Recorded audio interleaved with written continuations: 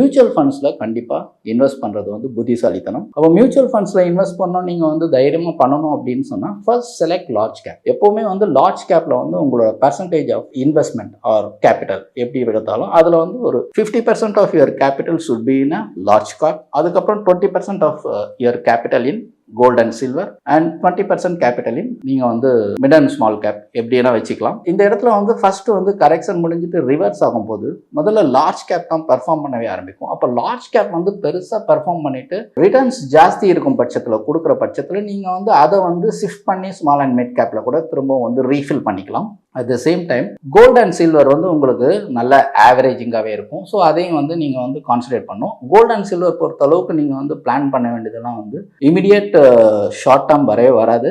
டெஃபினட்டாக it will take at least ஒரு நீங்கள் ஹோல்ட் பண்ணுறதுக்கு ரெடி அப்படின்னும் போது சில்வருக்கெல்லாம் வந்து 5 years நீங்கள் பிளான் பண்ணிங்கன்னா you can get a good returns அப்படின்ற மாதிரி இருக்குது. Because of the industrial requirements வந்து சில்வருக்கு இருக்கிறதால it will take time but ஸ்லோவாக கன்சிஸ்டண்ட்டாக இன்க்ரீஸ் ஆகும். ஏன்னா ஹையர் ப்ராபபிலிட்டியில் நல்லா பெருசாகவே மூவ் ஆகி ப்ராஃபிட் புக்கிங் இருந்ததுனால வால்டாலிட்டி ஜாஸ்தி இருக்கிறதுல நம்ம வந்து யூஸ் பண்ணிவிட்டு on SIP mode or down சைடில் இன்வெஸ்ட் பண்ணுறதுக்கு ரெடியாக இருந்தோம்னா நெக்ஸ்ட் 5 yearsல வந்து இதுலேயும் வந்து ஏர்ன் பண்ணலாம்.